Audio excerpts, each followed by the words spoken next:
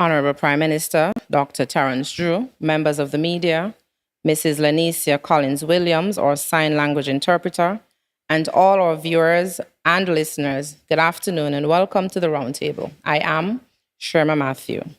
Today's Roundtable, as usual, forms part of the government's ongoing efforts to keep the public informed and engaged with matters of national importance. We are joined here today by representatives from SKN Source in the person of Ebony Brandon, SKN Newsline, Mr. Glenn Barth, ZIZ Devon Cornelius, and WinFM Yolanda Weeks. Kindly place all phones on silent as a show of respect. At this time, I will turn the floor over to Prime Minister for his opening statement. Following that, we will open the floor to questions from the media and commence our discussion. Thanks for being here. Thank you very much, Madam Matthew, for your introduction. Let me say good afternoon to the members of the press who are here with me for another roundtable, and to say a special good afternoon to the citizens and residents of beautiful Twin Island Federation of St. Kitts and Nevis. Thank you for joining us this afternoon. You could have been doing something else, but you have tuned in. As I've said before, these roundtables are to keep you informed and to speak to the press in a manner that we can have a discussion that will be down to informing you, the public. As you know, each time I make a visit to any other country, I usually would present right after to the people as to the purpose of the visit and what are the opportunities that would have been garnered from that visit. Very recently, I would have traveled on September 20th to October 3rd to the United States of America to attend the United Nations General Assembly. As you know, this meeting of the United Nations is the most significant in terms of international diplomacy and multilateral engagements. And so I traveled with a delegation, which would have included the foreign minister, also Minister Joel Clark, two PSAs, and others who were part of that delegation. I want to say that it was a very successful trip, and a trip that, of course, has opened up a number of opportunities. So to quickly summarize as to what we would have done, I had multiple engagements with our people in New York and across the United States, but specifically New York, our citizens who are citizens in the diaspora. We had about 4 separate engagements. My first engagement was with our citizens, our people of St. Kitts and Nevis. I attended a breakfast honoring the 41st anniversary of independence. We also had a town hall meeting, a group called the CCCD, which aims to promote a number of critical issues with respect to the country. I also attended their gala. And so we also had an engagement post my delivery at the UN. So we had multiple engagements. And lastly was the church service there in New York, honoring, of course, in honor of our 41st independence anniversary. So I want to say to our residents and our citizens, rather, in New York, that your welcoming spirit is well received. I'm fully appreciative of how you engage us while we were there.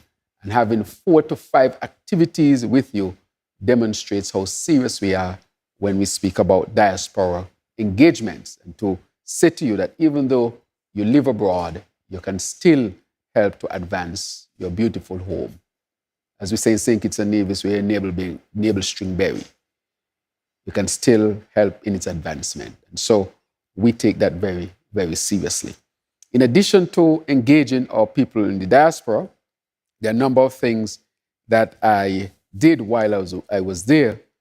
And I will go through a number of the very significant meetings that I engaged in.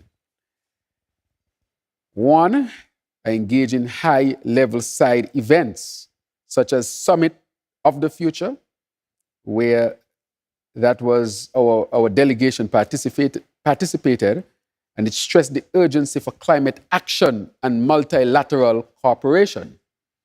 We also engage in high-level climate policy lunch held by the German Chancellor Scholz and the Samoan Prime Minister, where I also spoke. And at that meeting, I advocated for enhanced climate financing, meaning we need finance for adaptation, mitigation, things to deal with the climate crisis. As we see presently, the United States is facing a second major hurricane in a couple of weeks. And I hope we are understanding that this is because of climate change. This is going to be the norm. This is the norm. It will be the norm for the Caribbean, for the United States of America, all of us who are in the pathways of typhoons and hurricanes. This is the new reality. And this is why we are saying that we need financing in order to be able to adapt and to mitigate a lot of the issues surrounding the climate crisis at this particular time. I also participated in the UN AIDS event on HIV and AIDS, where I was a presenter there and spoke to the issues. I spoke to St. Kitts and Nevis's position with respect to HIV and AIDS. And I urged at the meeting that we need to continue and we must not take our feet off the gas when it comes to funding HIV and AIDS prevention and treatment and so forth. This epidemic, we have gained a lot of grounds and we must not lose ground. I highlighted the fact that St. Kitts and Nevis now is a country where there is zero transmission of HIV or AIDS from mother to child. That is a significant achievement. Also participated in annual L69 ministerial meeting that was done as well. Addressed the Pact for the Future and the UN Secretary Council reform. That was done from the delegation standpoint. Another one that I participated in and had the opportunity to speak was the Antimicrobial Resistance, AMR, high-level meeting that was held on September 26. This is significant. What does that mean? It means that a lot of the antibiotics are not effective against certain infections at a particular time. If we were to lose the effectiveness of antibiotics, for example, it means that a lot of the diseases that we have conquered over these many years, they would gain the upper hand. And that would result in significant mortality or deaths or morbidity, meaning long-term illness. And I'm speaking to things like tuberculosis, pneumonia, even down to urinary tract infections, things that we treat so easily today. If we don't take a stock and look at what is happening with resistance to antibiotics, we can end up in a situation that existed before antibiotics even came on the scene. And so we have a significant responsibility as a country and as a region. And as the main spokesman for health, when it comes to CARICOM, this matter is dear to me. However, well, I must also add that is regional Prime Minister, Mia Motley, who is part of the leadership on this matter. But it's critical that we take it very seriously across St. Kitts and Nevis and the world. So the health ministry will be looking at how we're going to improve our stance when it comes to how do we manage the use of antibiotics. And I want to stress that because you have a common cold, you do not need antibiotics. What your grandmother used to give you can still work. Lots of fluids can still work. Maybe you might need 2 paracetamol, get some rest, drink some soup. Those things are still important to deal with the flu because mainly to deal with the symptoms. But today, we see that as soon as somebody starts to cough, they go to the doctor and they ask for antibiotics. And sometimes the doctor might feel pressured to give them antibiotics. These are the things that are leading to antimicrobial resistance, which is a serious, serious issue. So we are going to be calling for a change in culture, a change in attitude when it comes to how we how do we deal with antibiotics. Only issue it when it's absolutely necessary. A cold doesn't need that. A flu doesn't need that. That can be treated with the remedies we used to have. And if something changes, you go to your doctor and your doctor can determine that. I want to say that I had the opportunity to meet with the United Nations Secretary to discuss the issues of small island developing states. Mr. Guterres, His Excellency, And we spoke about a number of critical matters with respect to states, such as the multidimensional vulnerability index, the MDVI or the MVI. That is to say, don't just judge us on our GDP, but judge us on our vulnerability. Because St. Kitts and Nevis, with one major hurricane, all of our GDP, it can cause damage multiple times our GDP. So we are a very small economy, we're a very small country, and therefore we are saying judge us on that. And that would allow us to have access to funding and grants, which can help us to put in the necessary infrastructure to help us to mitigate and to adapt to the climate crisis. And I'm happy that that was accepted in the UN after some 30 years, and I hope now to see action behind it. And I spoke to him about our sustainable island state model and how we intend to deal with the issue of climate change and development issues and so forth. Also met with the president of Ghana on the September 22nd. We discussed a number of critical issues, including visa-free access to Ghana, which we'll pursue, so that St. Kitts and Nevis, our residents, our citizens and so forth, rather our citizens can have visa-free access to Ghana. Something, Ghana is a significant player in Africa, and we think that we should build this relationship and build our relationship with the mother continent. And so we'll be pursuing visa-free access with Ghana. I also met with the Saudi foreign minister. He was the head of delegation. We discussed about critical matters, including opening our embassy and consulate in Saudi Arabia, which they have accepted. So I can say that our embassy in Saudi Arabia will be opened very soon. And we are the first country in the CARICOM to have visa-free access to Saudi Arabia.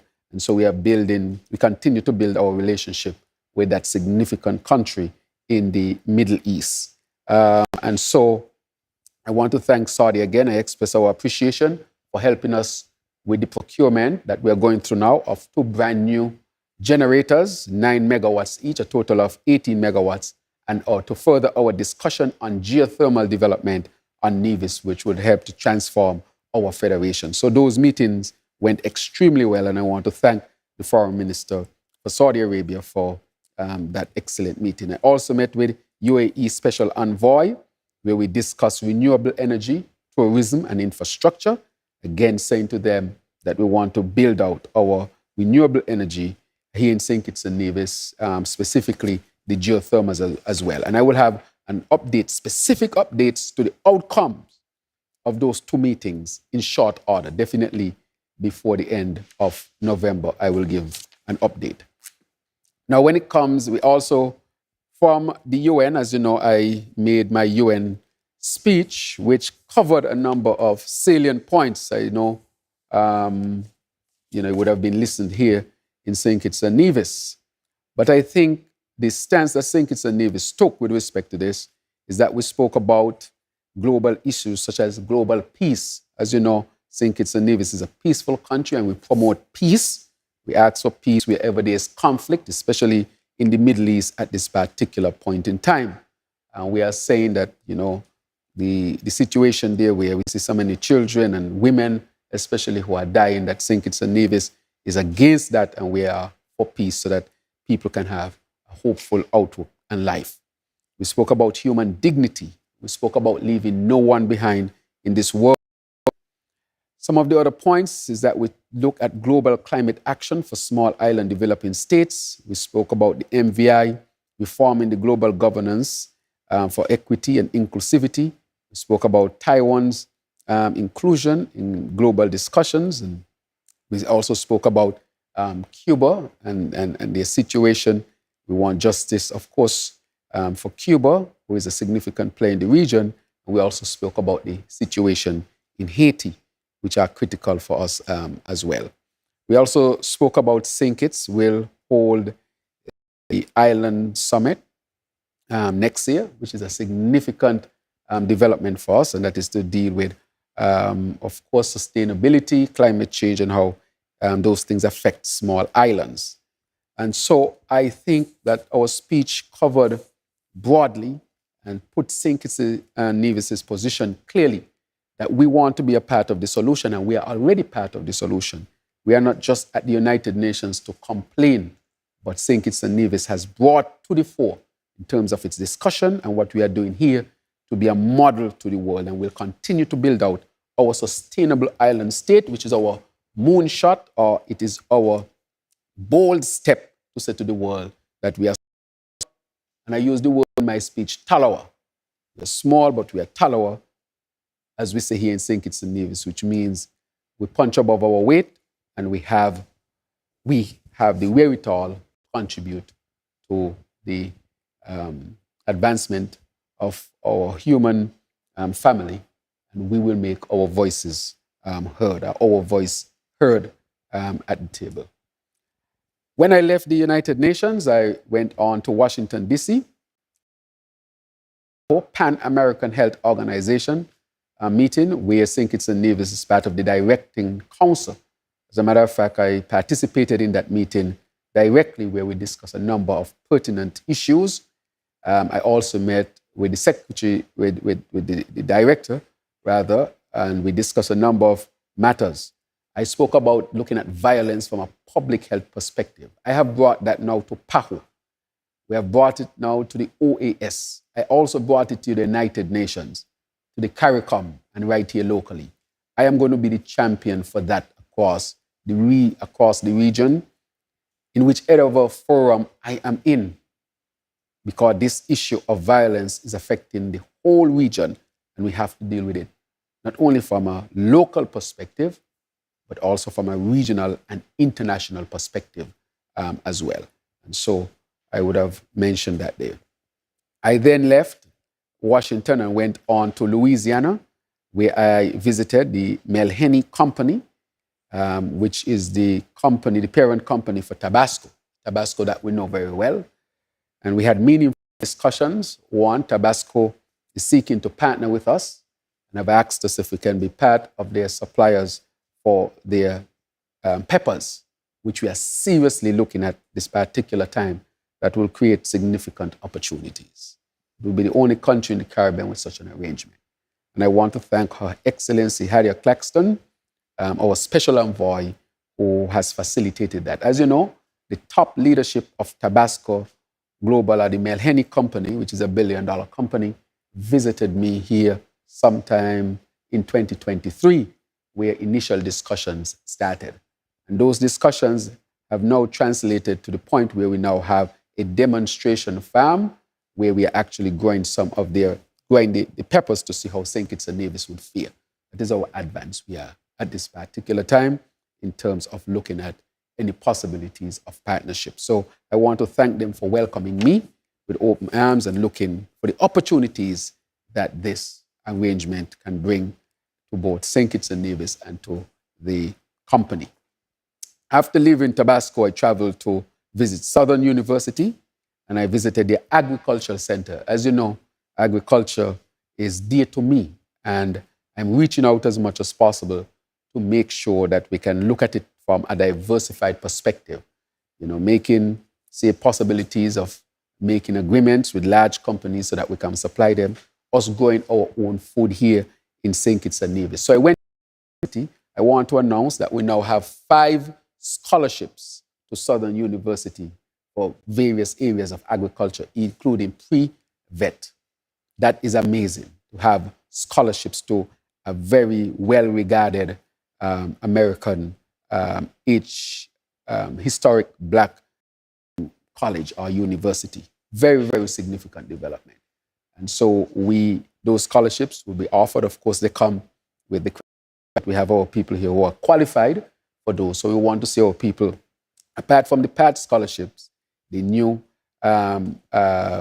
paradigm that we have set with this is to have full scholarships in these areas. We already have full scholarships for PhD, and I met with the students that we have there. We have currently 3 students through the program and 1 who is an independent student, but nonetheless a citizen of St. Kitts and Nevis, who is at Southern University. I was quite impressed with the university. The university has the best marching band in the whole of the United States of America. And they played as part, I was their guest and the band played for me. It's amazing what they do there. And that band wants to come to St. Kitts and Nevis and play for the people of St. Kitts and Nevis. I think they're normally in, anywhere you see a marching band in a music video or in a movie, you can bet that Southern University is that marching band. I think they might have done a piece, and you know who the artists are, and they perform at the Super Bowl and so forth. So they have attained a very high level of sophistication when it comes to marching bands and performances. And they want to partner with us on that end. But I can tell you that it was an amazing, amazing performance. And so, opportunities from that visit, more scholarships.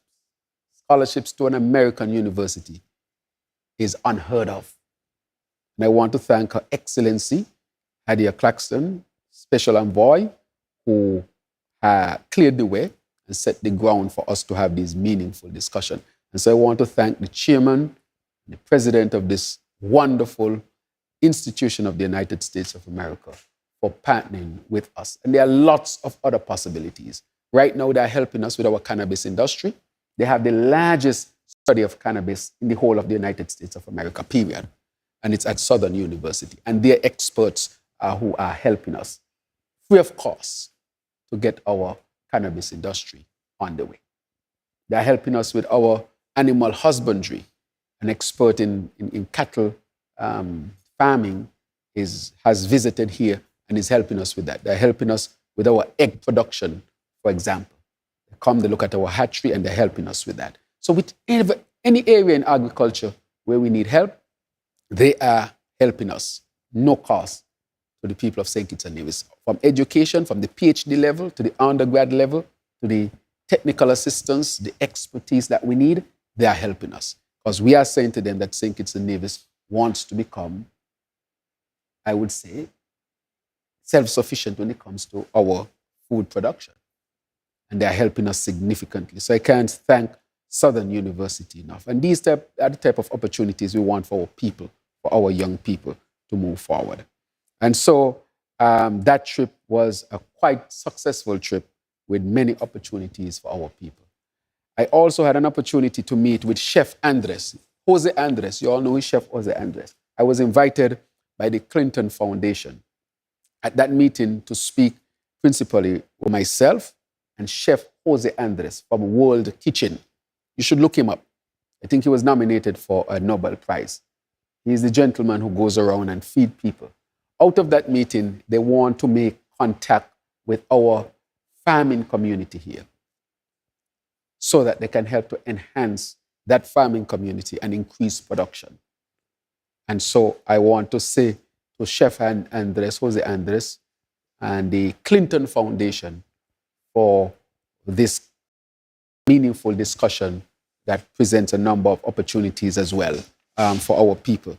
And at that meeting was Senator Coons of Delaware, same state where Joe Biden comes from. And I want to thank Senator Coons for his positive input, his willingness to help St. Kitts and Nevis as well. And so as you can see, I had many engagements that open up many opportunities for our people and for our advancement as a country.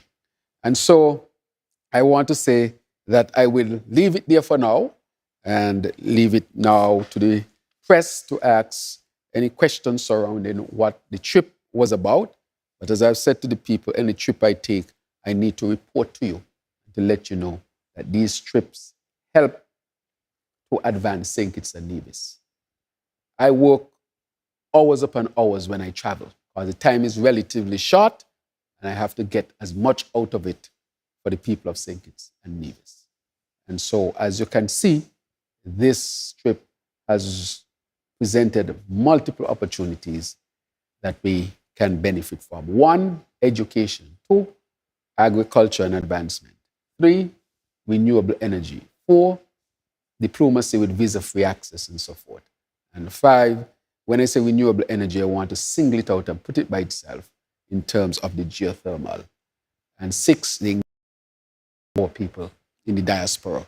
So if you look at it, you will recognize that this has tangible benefits and multiple opportunities for people. So I'll leave it there. I know it's a long opening statement, but there was a lot to talk about, and I wanted to make sure that we informed our people and these things. And so I can open up the floor now and allow you, the press, to interact so we can discuss any of these pertinent issues.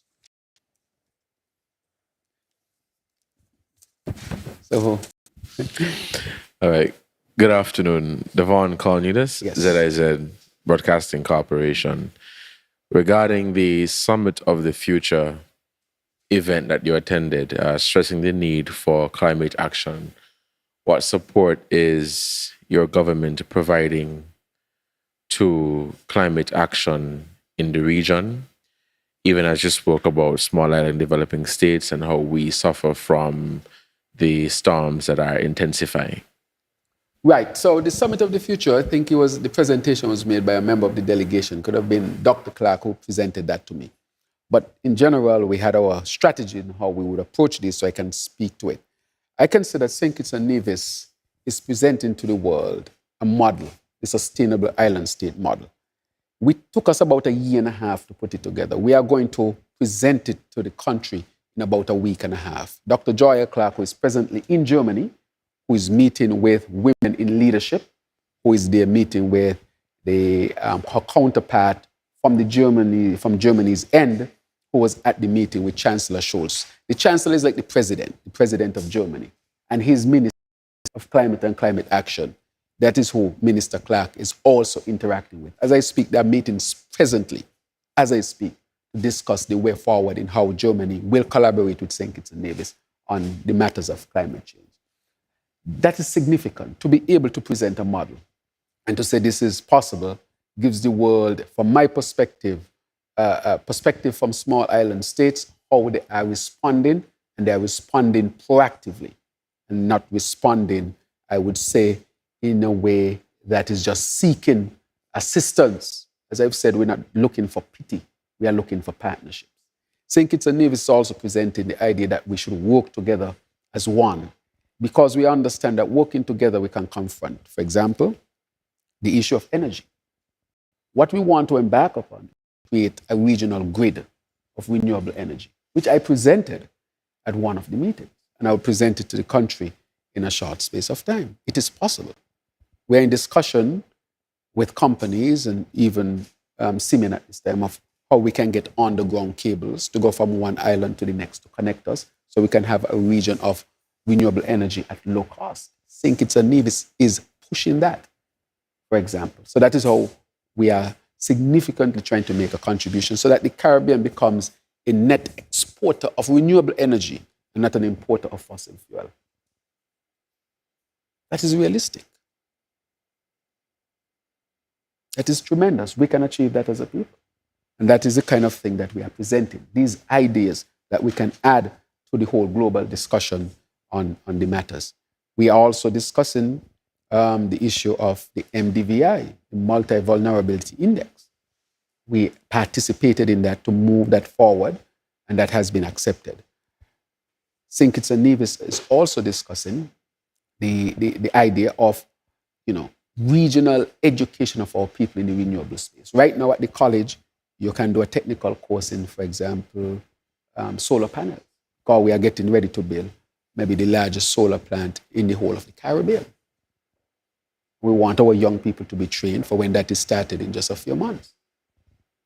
It will provide, significant number of jobs based on our population, but we want to make sure that that is in place. So I would say St. Kitts and Nevis is adding positively to the discussion. St. Kitts and Nevis is presenting the world with a model, and we are being concrete in when we say we can develop a energy grid within the region that would benefit all of us. In relation to the so-called sustainable island state, you have said in the past that renewable energy, especially geothermal energy, will be the cornerstone of a lot of things that will flow from that. But you have also indicated that you've had discussions with several companies and so forth. However, there is a sense prevailing now that talk is not being translated into real action, or maybe action is not the word, financial support for this project. Do you get a sense that oil producing countries, although saying that they support the idea, may in fact be trying not to facilitate this kind of expansion of renewable energy that might spread, as you just indicated, not just for St. Kitts alone, but throughout the Caribbean. Do you get a sense that they might be walking two sides of the fence? Right. So I know that they have their own personal interest, right? And that is the question. And so what I have observed, though, is that the oil-producing countries recognize that the future is in renewable. If they don't transition, they will be left behind. It's either they use the resources now to transition and be the leaders in the transition, or they get left behind. So to a great extent, the pendulum is shifting. It is shifting because climate change is real. It is shifting because countries like ours, we are saying the SIDS that we can't accept this fossil fuel anymore, and it's resonating. And we have seen a transition or a quick progress in the technology when it comes to renewable energy. So the pendulum, on the other side yet, but I can tell you that the pendulum is shifting. And these oil-producing countries are investing heavily in renewables because they want, when it turns or the pendulum reach the other side, that they are still the leaders. So I see more progress now. I can tell you that when it comes to renewables. For example, the generators that we'll be getting, they can also use natural gas. And guess who is helping us to procure those? Saudi Arabia. But the question becomes, will Saudi Arabia now move from just the regular fossil fuel and move also to natural gas? That is what I think they're doing, right? So in a sense, I am seeing movement but with respect to these countries to move to the renewable space. And whoever gets there first is going to win. Let me say something that people don't recognize. The United States of America is investing heavily right now in geothermal. Nobody recognizes that. But we're going to wake up one day and recognize that the United States of America is a leading country in geothermal energy. They have already allocated the money for it. This present administration in the United States have invested heavily in geothermal. The other thing is the UK has just given a contract to Rolls-Royce to develop modular,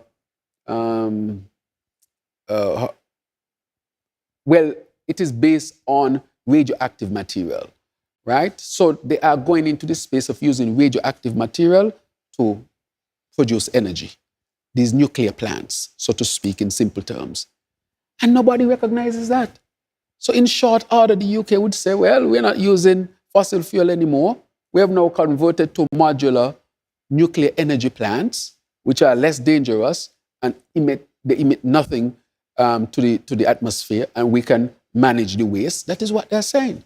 But nobody realizes that. So in short order, you'll be surprised that the UK is now presenting to the world modular nuclear plants to resolve the energy matter, and this is clean energy.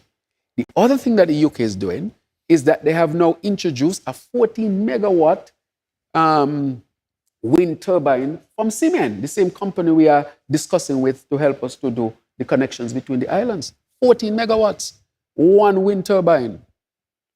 So while that question is a relevant question, and it might have been very relevant maybe 10, 15 years ago, because the other thing that is driving this, economic stability. Your oil, your energy costs will not depend on a war in the Middle East. There's a war in the Middle East, and if the energy costs go up, everything goes up in St. Kitts and Nevis. Say nothing we can do about it, principally. So that is critically important. Two, nobody can hold anything around your neck because they can't stop the sun from shining or the wind from blowing. Or if you have a volcano, as in the case of Nevis, from producing heat. Independence is what we're talking about. Three, the energy is much cheaper. Very much cheaper. So it means, therefore, it creates fiscal space to do anything else. For us, 60 cents per kilowatt is a killer for us here in St. Kitts and Nevis. Can you imagine if we get renewable energy as 2/3, 1/3 the cost? That would stabilize us. If you look at the IMF report, that would stabilize us almost immediately. And therefore, that is why we are pursuing it. So that's a very good question, Bat. But I see the pendulum moving because people are recognizing, one, we have to save the planet, but two, this is actually cheaper, safer, and it creates more predictability in terms of stability of energy cost. And that predictability is critically important to manage the vulnerability of any country. If tomorrow they said the oil cost gone up twice as much, we have no control over that. We have to find the money to keep the lights on, which would sacrifice fixing a lot of other things or doing a lot of other things. But if we get renewable energy, well, you over there and your capital price is right, that's okay, but the sun is still shining. And we can extract the energy from the sun. The volcano in Nevis will still be producing heat. The wind will still be blowing. That is why I'm saying to our people, we need to transition. We need to transition to a sustainable island state. Energy has to be at the center. And we have to get wind, solar, geothermal. That is why I've said, when it comes to Nevis, I'm not going to play any politics. People are saying, some people in the past used to say Nevis will benefit more and St. Kitts has to go up front. So what? Both of us will benefit. It's over on Nevis, so it's right there. But why should we deny ourselves such an excellent resource to make life better for people in St. Kitts and Nevis? And we are going to be arguing over petty things, important things, but in the grand scheme of things might seem petty.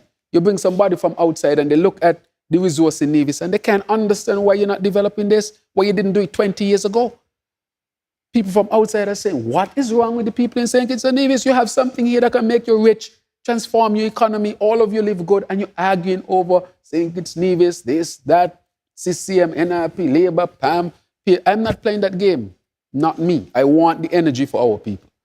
Because I ain't going to be a politician all the days of my life. You want when you turn on the light and your bill come, the bill is reduced. You can attract companies to come to St. Kitts and Nevis.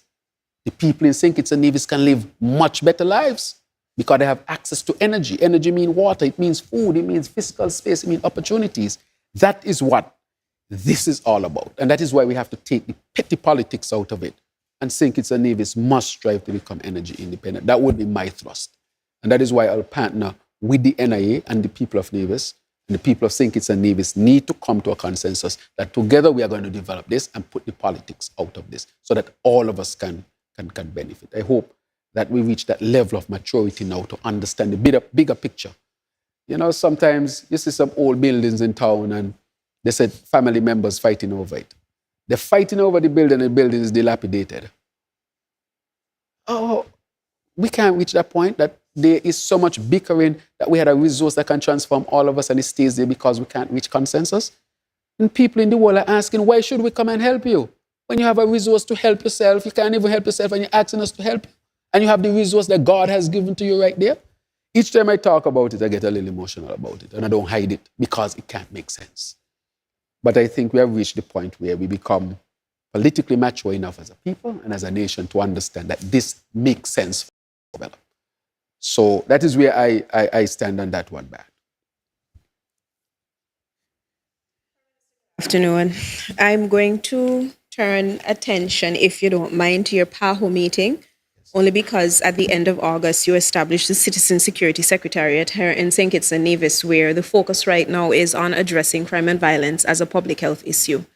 I'm going to ask three things, one question really, which is that you explain to the public what exactly we mean when we say we're addressing or establishing a Citizen Security Secretariat. There seems to be some confusion. Why do we need a citizen security when we have a national security, and what is the fundamental difference between the two? So I'm hoping you can explain that.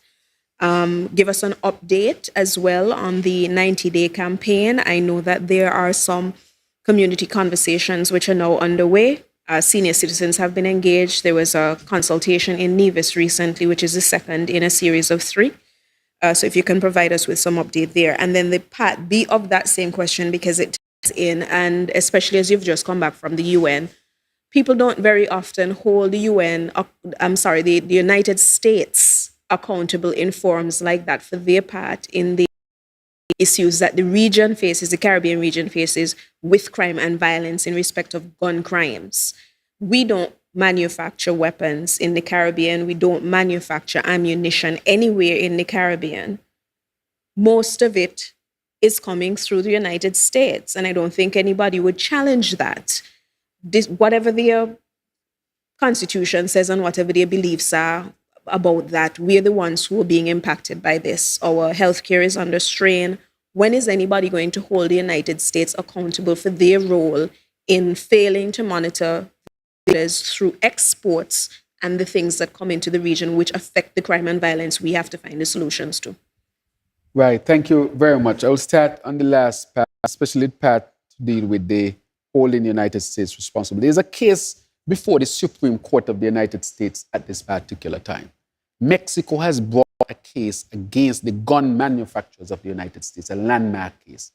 And the Supreme Court is now discussing whether a foreign country can sue the gun manufacturers in the United States. That is going to be significant. It happened before I came on. I think Antigua has joined it, and we will also be looking at it as well.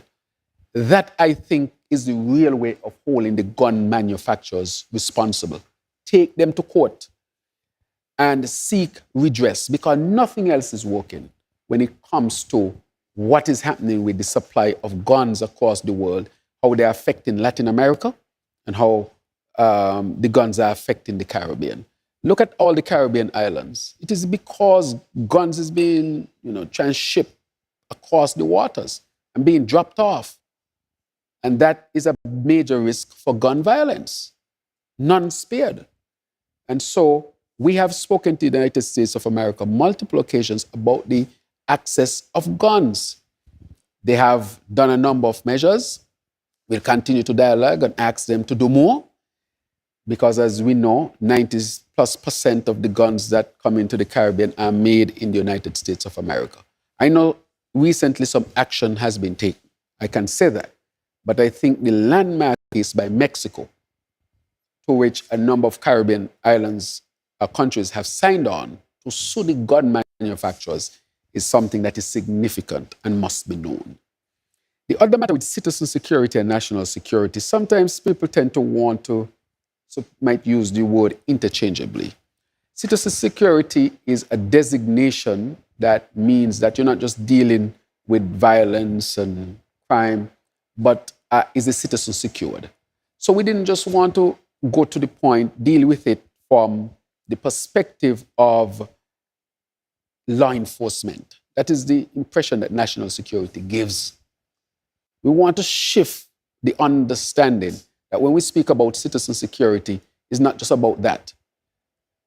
Do you have water? Do you have food? Access to education, health care, democratic system, the things that secures a citizen. Those things are critically important, and law enforcement is a part of it. So we have expanded the idea. Even if the wording might be used interchangeably, we are using that terminology to expand the idea that we are looking at the security of individual citizens. Not about just national, because national give the idea that it's impersonal, it's national. Citizen brings it personal to you. When you hear citizen, you say, I am a citizen, and the government is working for my security. And that is where we want the shift in the understanding of the concepts to take place. Words have meaning. And the meaning of words determine to a great extent policies. The understanding of words, those words determine how people react to them. So we are saying to all of our citizens, this is about your security from all perspectives. That is why I prefer citizen security. Not only that, it is what is accepted now more internationally as well at the UN level, because remember the UN is involved with our activities here as well. Now, on the 90-day update, I want to say that we have been doing a number of things, including we had consultation on Nevis, where the Premier spoke, and I want to thank the Premier for his participation. Because as I say, when it comes to citizen security, we must have all hands on deck to deal with this scourge of, violence and so forth. We also had consultation just last night in St. Peter's at the community center. We would have had consultation in Newtown on the matter. The senior citizens are given 5 opportunities around the country to have discussions. This will be taken to multiple organizations. We want to mobilize the whole country about the idea of citizen security. That is the only way it can really be dealt with. While we do that from our perspective, we want to be fighting to stop the transshipment of guns across our region, to strengthen law enforcement as well. That is why we would recognize that from the legal perspective and the parliament, a number of laws, we recognize that we are strengthening the military, the police, with affording them the resources and training and so forth. So it is a multi-pronged, including in that. Just recently, we launched from the national security, the football program for youths. That is part of dealing with it. We also had a significant summer program for the youths from national security perspective. So we want it to be attacked. When it comes to other organizations, the chamber is at the table, the Christian Council, the Evangelical Association, we're asking the country to mobilize for citizen security. Every citizen is to be secured on all levels. That is what we are working towards. So we'll continue to build out that. And as we continue to build it out, it will be more refined to the point where we'll have a secretariat that deals with the issue of citizen security. And this model, we say we can present as well. So I'm pleased with some of the things. One of the things that we are looking at with the Aspire program is that we are saying we want every child in St. Kitts and Nevis, and I discussed this with the Minister of Education, to be part of a group, whether it is the Scouts, Sea Cadets, Boys Brigade, Brownies, Girls Guides.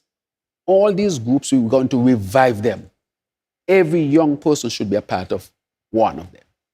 Whatever your talents or whatever dictate in that sense. But you have to be a part because we want the wholesome development. I mean, on Sundays, in the old days, everybody had to go Sunday school. You're going to Sunday school from morning till night. You have to go 3 Sunday schools. And in those Sunday schools, as you reflect, you realize you were given your moral groundings and your ethical direction. You'll never become a perfect human being, but you have a compass. Now you have children, 8, 9, 10, not being exposed to that. So if they're not exposed to those type of moral, ethical teachings that Sunday school offers, or any other religious organization, because you may not be a Christian, but you might be a Rastafarian, a Muslim, a Hindu, whatever, you have some sort of moral teaching to bring to bear. And you have children who are not exposed to that.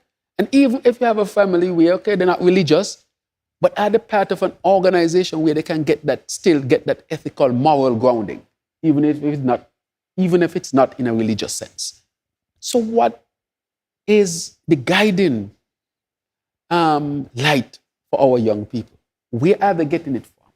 We used to get it from Sunday school, and I stress again. Where are they getting it from? Are they getting it from school itself? And so we need to reinstitute that and say to our young people that we care about you, and because we care about you, we want you to be in settings where you can get that. And we are getting very, very, very close to mandate that as part of the Aspire program, that you have to be a part of something. Volunteerism need to come back. That is where people do things for causes bigger than them.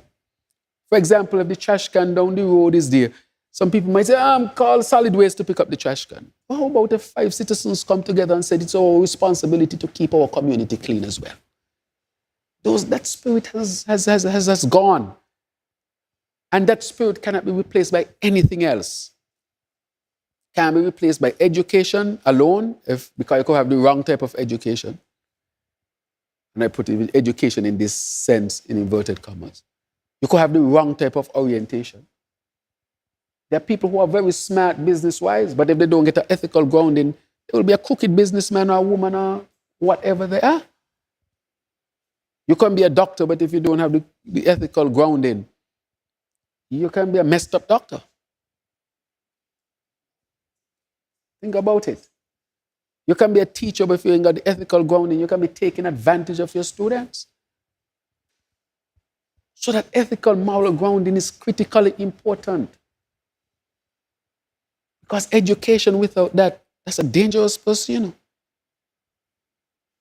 Can you imagine a very educated person without an ethical moral grounding? And they can use that education to manipulate who they want to manipulate. I'm just coming back to the point that everybody needs that grounding. And we want to make sure that our children are getting that. That is going to help people from keeping out of gangs. Gangs is the antithesis of wholesome organizations. I mean, you have a child going into a gang and they're being told that to be respected, you have to commit crime. I mean, what is that? How can we accept that as a country? I want to put you in an organization that said, hey, we want you to become good people. We want to foster the type of petition and innovation that we need. So this has to be dealt with from that perspective. That is why we say citizen security. We're going to secure you as a citizen from all different perspectives. And as a country, we have to reject. We have to say we're not going to accept that.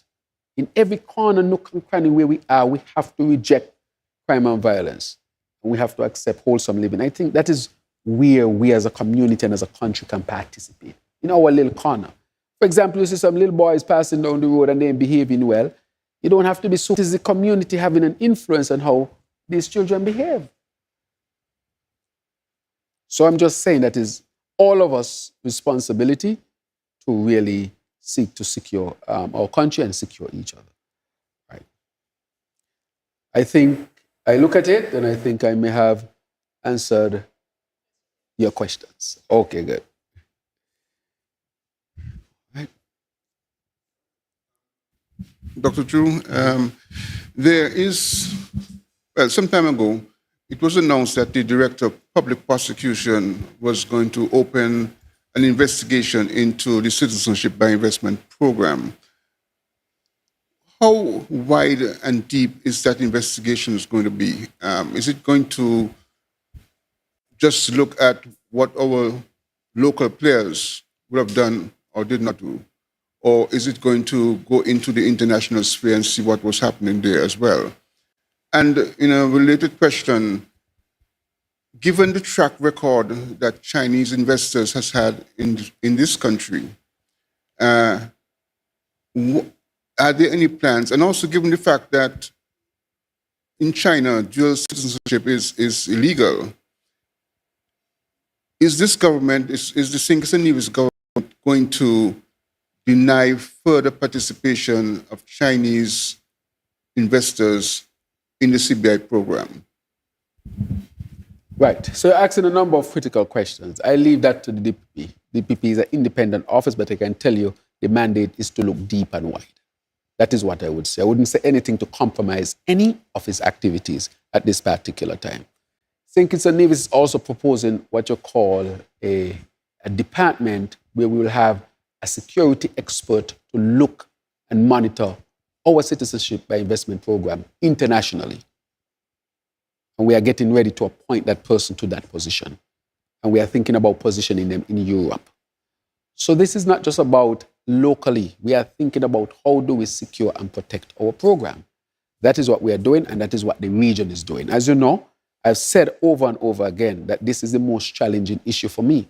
Why is it challenging? Because the previous government brought St. Kitts and Nevis to depend on this for 70% of its revenue. I mean, that is extremely dangerous. It means, therefore, that the resources you got, you did not even use that to diversify your economy. If you go to Saudi Arabia, I spoke with the Crown Prince of Saudi Arabia, and he's looking to diversify the economy where 15% of the economy will now be tourism by a particular date. But we got all these resources and never invest to diversify the economy. And so anything happens to the CBI would affect St. Kitts and Nevis. The other thing is I was determined that the CBI must also come under good governance.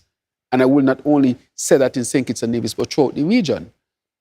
And I'm happy that St. Kitts and Nevis was recognized for its transition, even though we know it's challenging as an industry. We were also able to advocate for regional regulation. Never happened before. I want to highlight that now the central bank is taking a leading role in setting up a regulatory body to regulate the CBI space. So it's not even just us doing it, that has expanded to the region and expanded to the world as well. And so St. Kitts and Nevis, we do not single out any particular nationality. We put safeguards in place to protect us from all sorts and kinds. You might talk about one particular type of nationality, but there are people from other nationalities non-suspecting. So it comes down a lot to who are you dealing with. That is why our due diligence is so strict. We're not going to be fooled by nationality, gender, anything like that. We apply it across the board. That each person who wants to participate must undergo strict due diligence that meets the best of international standard, so that the program in its entirety is protected. So you're going to be local, regional, and further afield to make sure that. And we have to pass the laws to say that our program will not be used by those who want to use it for other reasons. And that is why we have determined that, and we have been recognized for that. Because if you look at why one particular entity, Judge St. Kitts and Nevis, as being number one of the things they look at is how we have transformed, how we are positioning ourselves. They recognize that we were serious. That is why I keep saying our actions are not determined by the dictates of anyone else. They are dictated by us and our position of good governance. That is where we are. So I will say to you, Bat, that whatever we have applied to all nationalities equally across the board. You must reach particular standards in order to participate in this particular program. And if you are anywhere, our due diligence is such that it will expose what will happen and so forth. And so it is not, because you see, if you get into the argument of this nationality and that nationality, you have to be mindful, because the danger can come from an unsuspecting nationality. And if you don't subject them to the strict standards, you can end up in trouble. And so therefore, we are simply saying that, I know she has a question. Let her ask a question. You've been holding a long time. But give her a chance to ask a question. I'll come back to you. All right? It's a question. She has been waiting, but I give you the go-ahead. Sorry about that. What approach will the Ministry of Health be taking as it relates to the issue with antibiotics? Because I know this is a very critical medicine to the human body. So what approach will we be taking here locally to deal with this issue? That's a very, very good question. We'll be collaborating with PAHO and United Nations that deals with that. We will set up systems where we will have a system called antibiotic stewardship. One of the things is to start putting the structures in place that will determine how antibiotics are used at the hospital level, at the community level. The policy will dictate how they are prescribed. We want doctors to become more mindful. So it'll be education at the doctor's level, education at the community level, which I'm doing now, telling people that you don't need antibiotics for flu. Try Granny's remedy, they still work. And to say to doctors that, some patients might pressure into getting antibiotics. And some patients, I used to be a practicing doctor for a lot of years. They will come to one doctor, the doctor said, no, you can't get antibiotics. They say, no, I ain't taking the other doctor. They go on to another doctor, the cold is so bad and almost forces the doctor to say, okay, you sound like you need antibiotics. It's affecting us. So we, at the other end, when a doctor says you don't need antibiotics, it's very likely you don't need antibiotics. And then the second matter is to make sure that the antibiotics is prescribed is the antibiotics that should be prescribed. For example, if you have a urinary tract infection, why use, let's say, a very advanced antibiotic when you can use still a simple antibiotic that can bring about the cure of that urinary tract infection?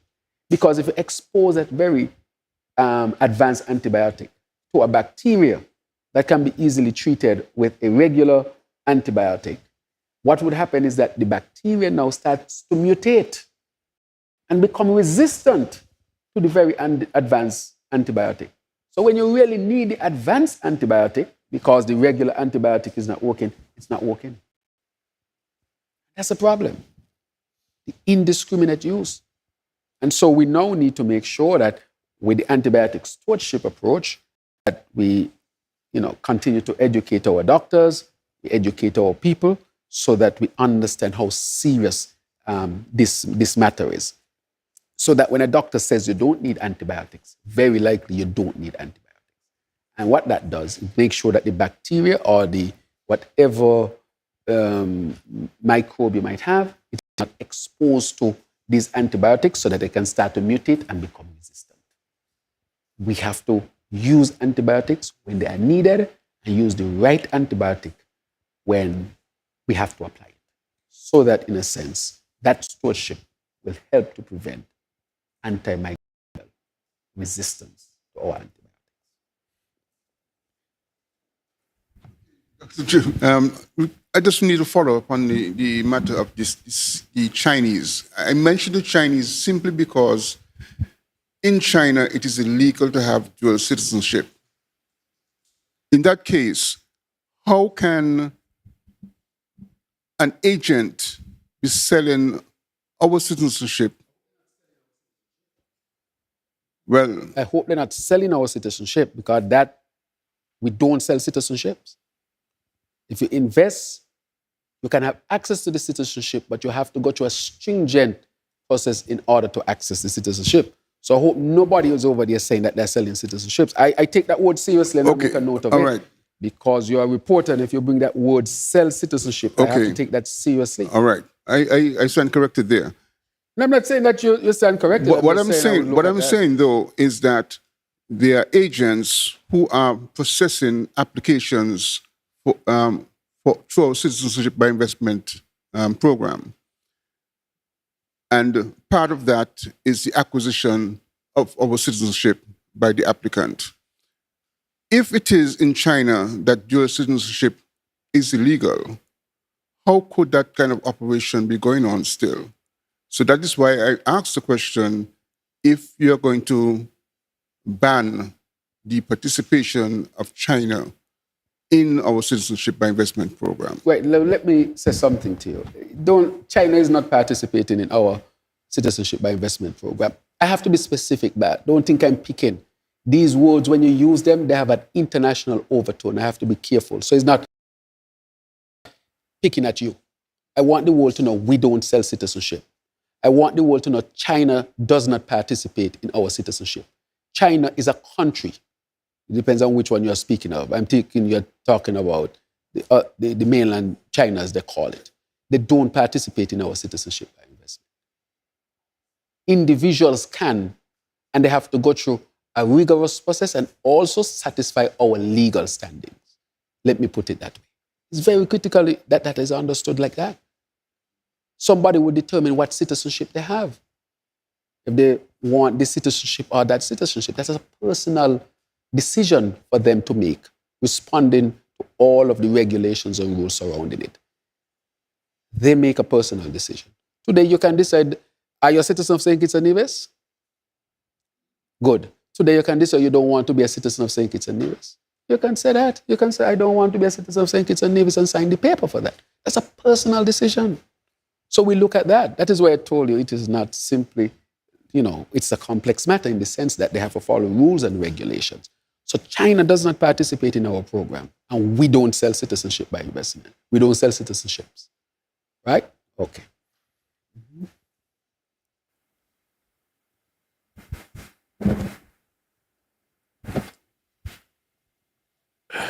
Mr. Prime Minister, I want to talk about, we'll bring it home to St. Kitts and Nevis regarding the Development Bank. What updates can you provide regarding the millions reported missing from the Development Bank? And how is the investigation progressing as it has become a legal matter? Right. So I know that based on the update that I was given by the AG, that is supposed to be heard in these assizes, okay? And so the AG will give a further update with respect to that. And I think because these are specific things, but I can tell you there's the case, and these are specific things, And I would ask the AG to give an update on this. There are some critical matters to give an update because you're asking specific questions that must be answered. And that's an excellent question as to where this one is. Again, these matters are critical matters, and sometimes the legal system might take a little bit. It has to go through the process, or we're not witch hunting. And every man under the Constitution should be treated with all the rights that he, she, or they are endowed with. This administration will not violate that. And so we respect that. And so the court is independent and has its process. But I will tell you that the case is there. I will ask him to update the country. But the last government under Timothy Harris left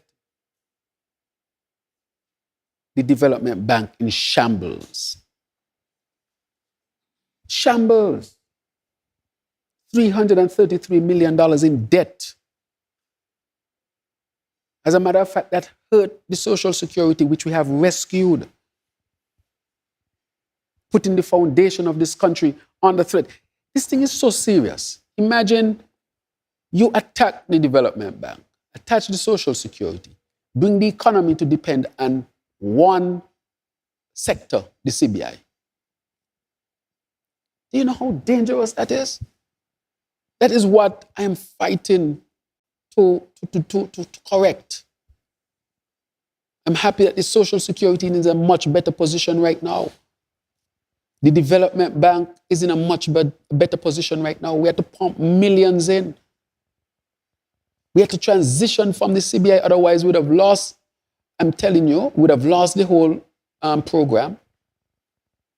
And so we had to take measures that has affected to some extent. But, you know, I would say that through hard work, we have gotten to a point where we can now relaunch, and we did on the 1st of October. But this country was left in shambles. I can't say it any better, but how can you leave the development bank in the situation it is?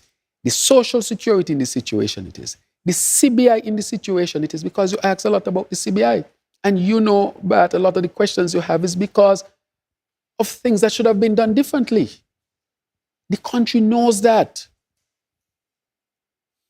And it was the last administration that brought it to that point. That is why I keep saying to the nation, even before I'm talking so openly, because I wanted to act immediately to get things right, so that we don't end up in a situation that we could not come back from. Left everything in shambles and was hiding the economic situation of the country in the development bank.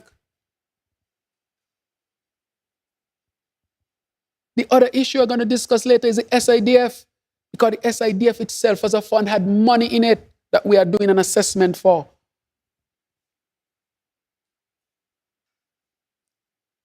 So, but again, these are critical issues that need to be discussed, but the development bank, the Social Security, the CBI program, the very foundation of our economic life, the foundation was left in shambles, objectively assessed and looked at. Otherwise, I'm sure you would not have been asking me those questions about CBI you were asking all along. And that is why I was very serious when I say we are going to create a CBI program that is sound, that look at from any perspective will be considered a solid program. And in independent assessment, people appreciate what has been done, what St. Kitts and Nevis has done. I know you asked about the development bank, but I also use the opportunity to bring people up to date as to what really happened. We still continue to work it out, build it out, and that is why we need a sustainable island state. That is why we need to diversify the economy. That is why it has been such a challenge. It was a tightrope to walk.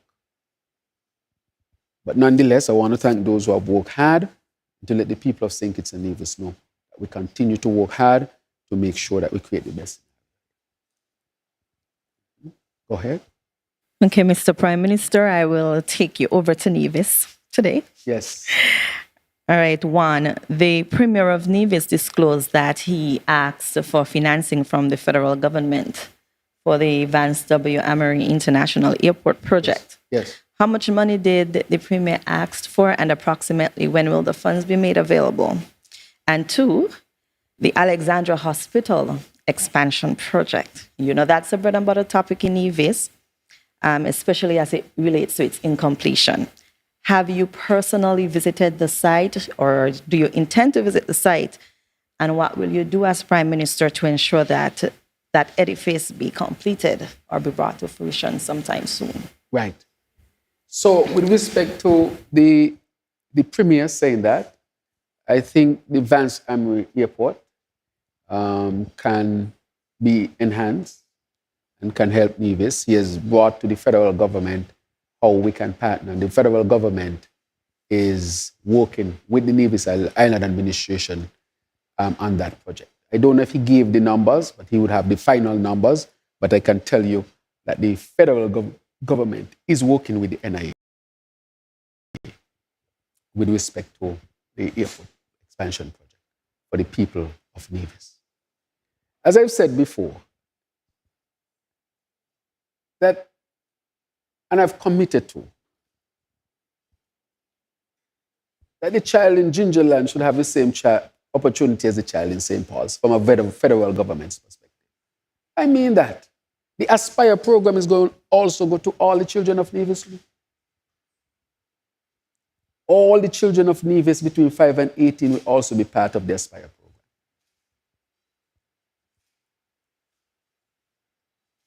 Any opportunity we have for children in St. Kitts, we want them for the children in Nevis as well. Because at the end of the day, we have to become more as one.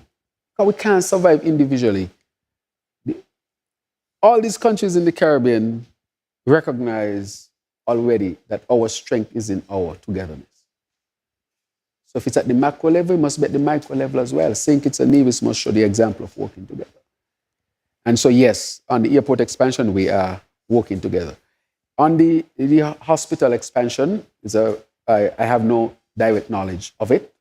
It is a program that was being administered from the Nevis' end. And so based on our arrangement, the Nevis Island administration can pursue a number, its agenda, and it's pursuing its agenda and so forth. And so that matter with the hospital, I have not intervened in it. I respect where the boundaries between federal and local as far as Nevis is concerned. The Premier has approached about the airport.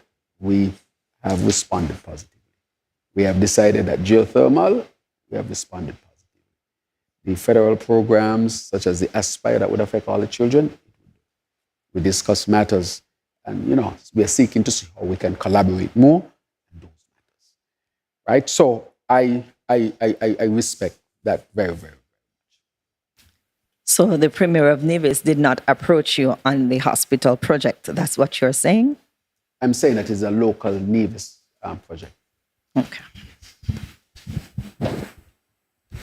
Prime Minister, I'll ask a twofer in the interest of time. Want to talk a little bit about diplomacy and where we are there, especially in respect of the ongoing situation in Haiti and the destabilization there, the international situation with Cuba, and the barriers that continue to be imposed on that nation by the United States, which affects many of us and our interactions with Cuba and the quality of life of the people there. I also want to talk about, or would like you to have a comment on the Israel-Palestine conflict, because you did mention we're a zone of peace, but we are impacted by conflict elsewhere in the world. The reason I ask this question particularly, and people may not see the relevance of it, is because whether they know it or not, there are several families right here in St. Kitts and Nevis who have their roots in Palestine. Their Kittitians and Nevisians, but their ancestry is Palestinian. So I would want you to have a comment on those issues in terms of our diplomacy and our positions on those matters. The other question is, and I appreciate and thank my colleague for bringing up that of antibiotic resistance, but I'd like to go back to it again because what I would like you to comment on as well is whether or not we're going to also be looking at antibiotic use in livestock, which is another way that it enters our human systems because we're consuming food that may be pumped full of antibiotics. There's also beyond the fact that antibiotics are overprescribed, because it's crazy to me, and I'm not a doctor, you can probably clarify that. Antibiotics are for bacterial infections, they're not for viruses. So if you have a cold, I really don't know why you're asking a doctor for antibiotics, but anyway, that's how that works. And we also have the improper disposal of antibiotics. So we may have issues, not necessarily here, but in other places, of antibiotics entering the water stream, and we're consuming these secondhand through these means. Could you comment on those two things for me, please, Prime Minister? Are you sure you're a journalist or you study health? Huh? Oh, okay. I can see the depth of your understanding of this matter. Now, one of the things that we brought forward is the concept of One Health. One Health is one of the, maybe the most critical way of dealing with the antibiotic resistance matter, because it brings into focus animal health, plant health, human health, and environmental health. So all of what you're asking, if you have a unified approach, this matter can be dealt with. For example, in animals, because you have animal livestock rearing and all over here, those are vets and they deal with animals. We are over here. As a matter of fact, more antibiotics, they are used more in animals and farm animals than they are in humans. And if we don't have that interaction, that relationship, that unified approach, this is what is helping to lead also to the antimicrobial resistance. And therefore, the concept of One Health. Why do you think we are building the hospital where we are building it? There's a vet school, a medical school, human health in the hospital. We are going to build a lab that brings everybody together. From the animal side, the plant side, the environmental side, and the health side. Because we would have that plus environment, plus vets or animal husbandry, animal science side of it, human science side of it, and create that opportunity for One Health. And have unified research papers so that we can add to the whole dialogue of antimicrobial resistance. That is what it's about. That's the way we're going to deal with it. Bring everybody together, One Health. You can't be over here using an antibiotic, and I'm over here using a similar one in a human being, and we're not communicating. We're not sharing information. That is what is partly causing the problem. Even those who are in different spheres, the disposal, the environment, how are you dealing with it from an environmental standpoint? So all of us need to be at the table, and St. Kitts and Nevis will create this One Health concept, and we are building towards it. We have already signed an MOU with Ross University School of Medicine to implement the One Health approach. Yep, so I will say that we are dealing with it from that perspective. And everything that you spoke about in terms of animals, disposal, all these things, all of these things are contributing. The other matter that you asked about is diplomacy. The last one, Israel-Palestine. Our position is the two-state solution. We believe in a state for Israel and a state for Palestine. And that both should have the opportunity to live in peace side by side. That is our position. Because if it's just going to be war after war after war, children are dying, mothers are dying, grandparents are dying, people's life disrupted. You know, it's affecting global shipment, oil price, creating conflict is stress on everybody in the world. Families being torn apart, children growing up as orphans. I mean, this is a very serious matter that the whole world should be speaking to. But our position is two-state solution. And to have these two countries live side by side in peace. And St. Kitts and Nevis has diplomatic relations as well with Palestine. I think all of CARICOM now has diplomatic relations with Palestine. And the issue of Cuba, as you know, we have been speaking about the embargo against Cuba. The UN General Assembly has voted multiple times against the embargo. CARICOM is against the embargo. We are also asking for Cuba to be removed from the list of state-sponsored of terrorism. Cuba has been a positive to the development of St. Kitts and Nevis, a positive to the Caribbean. We are saying a different approach should be had. We'll continue to advocate. When it comes to Haiti, we have, of course, CARICOM has taken a significant role. We see that recently they had almost a massacre that took place in Haiti. I went to the high-level meeting to deal with the issue of Haiti led by the Prime Minister of Canada, Justin Trudeau. Also at that meeting was the president of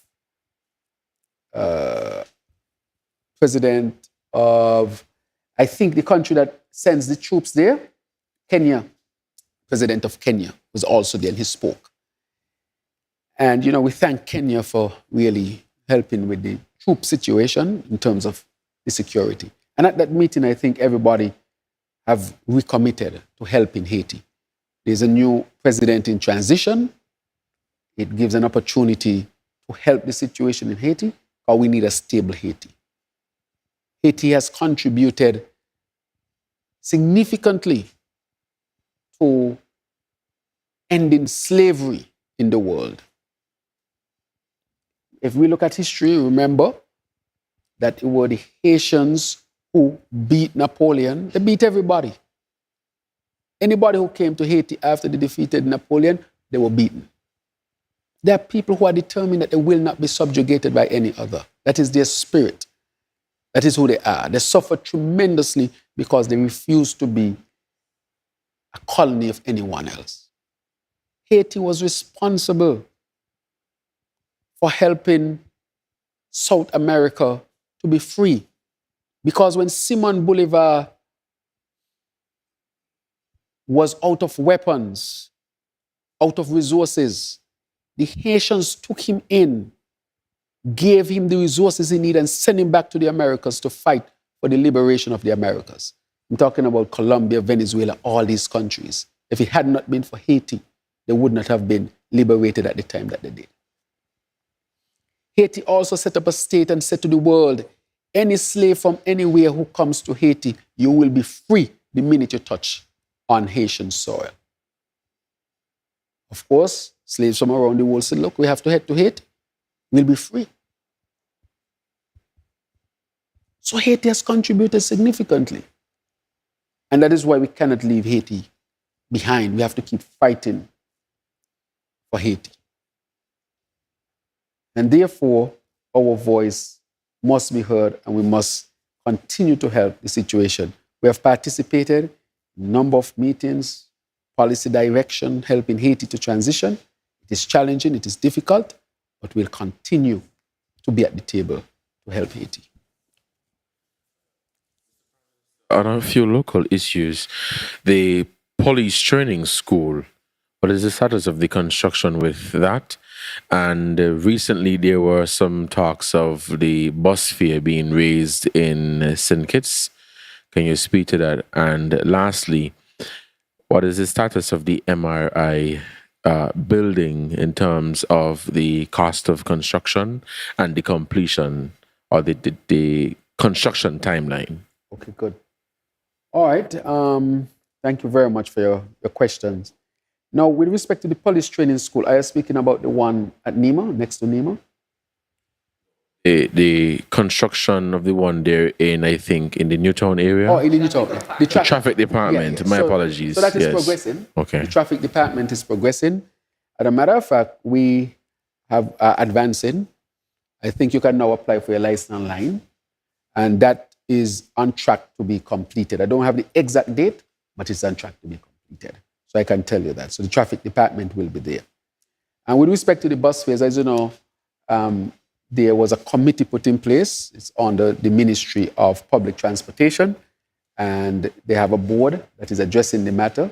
Everybody is at the table, and I think they are reaching some conclusion now as to the direction in which they should go with bus fares. And that is to be discussed very, very, very, very soon. And I think the minister with responsibility for that will speak to it as well. But yes, the discussions have significantly taken place. So we want to say that the approach had to be an approach that would be accepted and would be follow particular guidelines. But I know the minister will speak more to this as well. Now, the other matter with the MRI, I went to the hospital this morning. The MRI building is progressing very well. That the roof height now, and I think within a few months, it will be completed and the MRI will be installed at JNF. And so that is a significant development. First time, the government will own an MRI machine in St. Kitts and Nevis. But while I'm on that, we are pursuing the CT scan at JNF, which we intend to commission very short order within the next couple of months. I have told them I want that CT scan to be installed, commissioned before Christmas. And so we are pushing towards that. We are now upgrading the electrical. For the CT scan, it's a very advanced machine. I think Nevis has one, but ours would now have also an injector to do cardiac imaging so that we can offer more services to our people. So the traffic is coming very well. I know the Board for Public Transportation is dealing with the bus fare matter, and the MRI building is at roof height and is coming to a conclusion within the next few months. And so I can say that all those are to be completed. The fire department, the building. Yes. We realize that they are utilizing the police training school. What exactly is the issue with the building, and what are the plans going forward for that building? Excellent. So I came in and I visited there and recognized that the building, the building needs an assessment. Public Works carried out an assessment and determined that there are structural issues. Once learning that, I asked that they move out of that building and they go into the complex, the training complex. And so we are going to procure a place for the fire department. We are going to demolish that building, and that would be one of our projects to rebuild the fire department structure. It's very critical. As you know, we have invested significantly in fire. We bought a new appliance, and we repaired some appliances that we had significantly. For example, the airport, we bought a new appliance for that because we want to make sure we are at the standard. And we significantly invested in the appliances that we have. The appliance means the fire engine, fire truck then, so that people understand. So we've invested significantly in that. So we are now going to invest in that infrastructure. The building was there for years. I don't know what happened, but as soon as we did the assessment, we realized there are structural issues. We have decided that, the technical people have decided that needs to be abandoned. We took our firefighters out there. It's not the most ideal situation, but they can still carry out their critical function without being impeded at all. And so we're going to get another home in the interim. We're going to demolish that building and build a new firehouse, so to speak. Prime Minister, I wanted to, touch on the Haiti thing just one more time. Given the fact that part of Haiti's big problem was the fact that France took millions of dollars out of its economy and got other countries to support an embargo against them. In essence, they strangled the Haitian economy, and therefore that is why Haiti is where they are at right now. Would CARICOM, as a grouping, put pressure on France to return, if not all, most of those millions of dollars that were basically extorted out of the country? That's one of my questions. Right. Go ahead. And then secondly, because the government of St. Kitts and Nevis has invested so much money through this SIDF funds into Christopher Harbour and the Kitchen Hill projects. Both projects are performing far below their potential. Can you say with any specific, how should I say, with any specifics, has there been any progress been made in regards to getting these two projects up and running again and becoming what they were supposed to be, a sort of iconic projects for the Caribbean, for the Eastern Caribbean in particular? Those two questions. Right. Very good. With respect to the Haiti matter, and as far as is concerned, of course, CARICOM would have to deliberate and decide what its position with respect to that. All right. So, in a sense, I cannot speak to that. I know we are bringing international partners together, and I know we are saying that because of the historical relationship with France and Haiti, we would also like to see France step up some more to help the situation in Haiti. I can say that for sure. Right?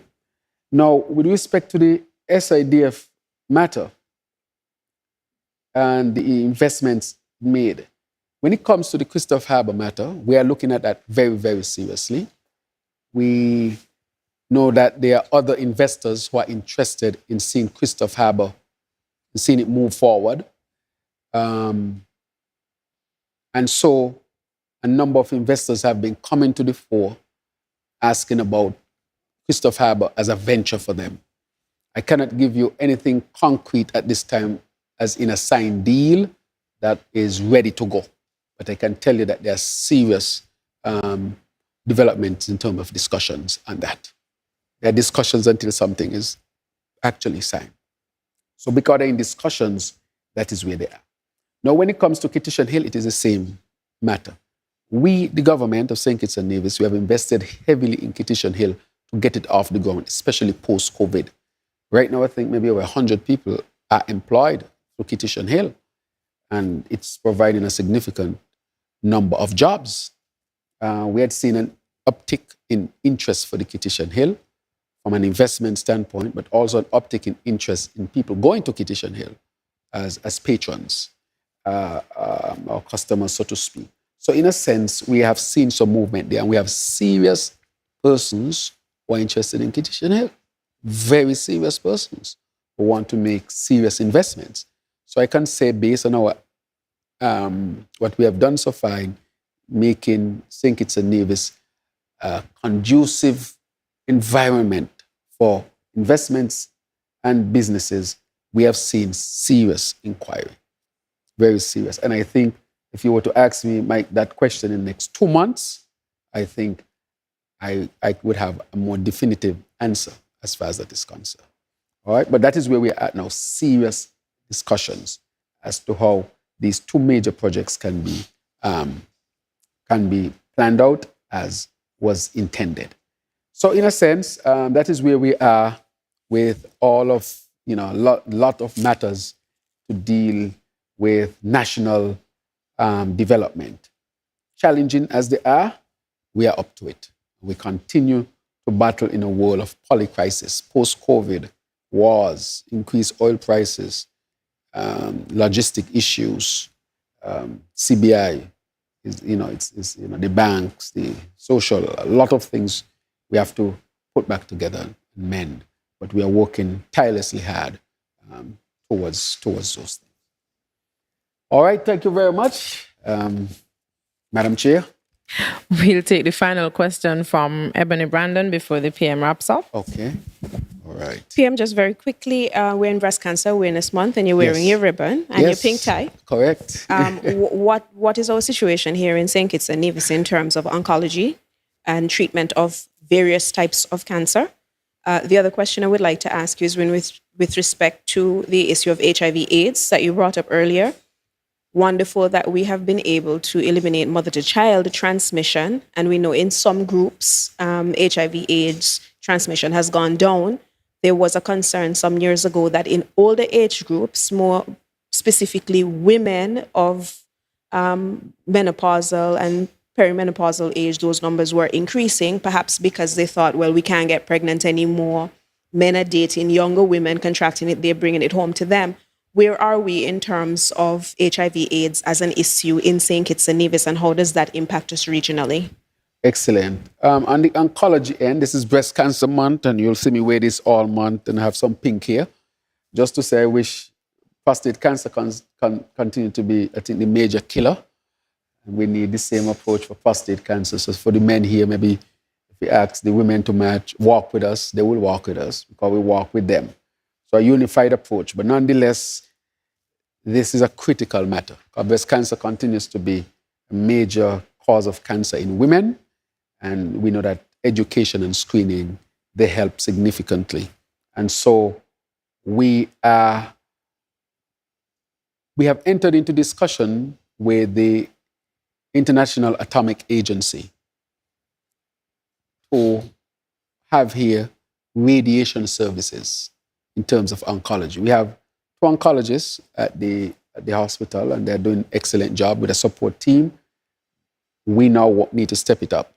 So we are going to do 2 things as far as breast cancer is concerned in terms of mammography, so that we can have mammograms being offered publicly. And then 2, we are looking at radiation therapy, which have started the conversations. And so I can say that those are 2 positive developments when it comes to dealing with breast cancer. We recently, today, we commissioned, or we had the handing over of endoscopic and equipment and colonoscopic equipment, or endoscopes and colonoscopes. What are they? The tube that you push down your throat to look into your stomach, and the colonoscope, the one you pass through the anus to look up into your intestine to diagnose colon cancer, which is a significant cause of death here in St. Kitts and Nevis. For the first time, the government is owning those things. We have 2 of each. And so we're going to set up an endoscopic suite for the first time in St. Kitts and Nevis. And we are having an endoscopic conference here in November. We'll be inviting people from across the Caribbean and outside of the Caribbean to come to St. Kitts to participate in the conference. We'll be doing a lot of scope, screening, surgeries, and so forth. You'll have experts in these fields from all over, and our people would benefit from that. And not also, we're introducing something for the first time, live surgeries. So you can register to be a part of the conference, and you'll be given a very secure pass so that on your device, you can look at the surgery. So while a doctor is doing the surgery, the other doctors will be able to look at the surgery on their device and see what's happening. First time in St. Kitts Nevis. So we have upgraded so significantly that we can hold these type of conferences and have live demonstration that takes place in big institutions. That is why I say we are advancing. And we have come a very long way. So I think they will present that later, Mr. Bat. You didn't get a chance to come to the handing over. I hope they would have invited you, but at least you'll see it in the press very, very soon, because that handing over took place and the conference is in November. New technology, new approaches that we're going to introduce for our people here in St. Kitts and Nevis. And that's going to help to decrease the deaths from colon cancer. And we are making it such that our people can have access to it. So that's sweet. And we're also going to offer that service to the surrounding islands. You might be in St. Martin and the waiting list is 2 months. So why can't I call St. Kitts and get on the list? You might be able to get on the list earlier at the right cost. You come to St. Kitts off fee, you come to St. Kitts and do it. So people can be able to travel in and get the colonoscopes, colonoscopy, the endoscopies, we'll be offering that. And they will be offering laparoscopy, which is a pinhole surgery. That's the last piece we want to do. So it means when you go to the hospital, you have a gallbladder, nobody should be cutting you down unless that's the only way they can get to it. But generally, you should have a little pinhole here and so. So we're going to be introducing that pinhole surgery very soon as well. When I say very soon, I'm talking about months. That will be at the GNF hospital. You'll have CT scan up there, MRI up there, specialists up there. We are advancing and people are recognizing that. I just want our people also to recognize that we are advancing at the GNF hospital as well. So I use the opportunity to introduce that. So from an oncology standpoint, the colonoscopy is another method to help to deal with the scourge of cancer that is now at the JNF. And will be launched. Well, it's going on now, but the official thing would be launched at the International Conference on Endoscopic Procedures right here in St. Kitts and Nevis for the first time at JNF with live demonstration because our IT has advanced that much. So I'm very, very proud of that.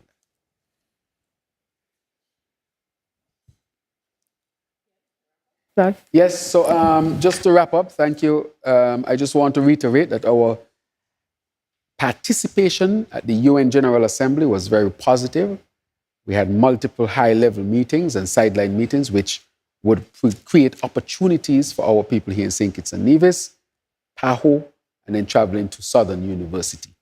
What I want to say to our people here in St. Kitts and Nevis is that we continue to face challenges, but we are up to the task. The challenge of crime and violence, we are working hard on that one, and we will not give up. And we will see the benefits of what we are doing. We need your participation, your full support, so that as a country we can deal with it from a national perspective. That is why I've invited all of the opposition parties to the table so that we can unite and come together around this issue and matter. With respect to our CBI program, we launched on the 1st of October. I think we are on good footing. As you know, because of all the changes, we were affected, but I think we have an opportunity to move forward and push forward. Based on the changes and the transition we have made, those have been recognized as being innovative and setting St. Kitts and Nevis for the next stage in global citizenship. And I want to say that I'm very proud of that as well. We had our challenges in seeking to diversify the economy. We had our challenges in stabilizing our banking system and our social security. And with all of that, we continue to support the people of St. Kitts through a number of programs. I want to say that we still, through the Elevate program, we are working that as a program to really help to rehabilitate.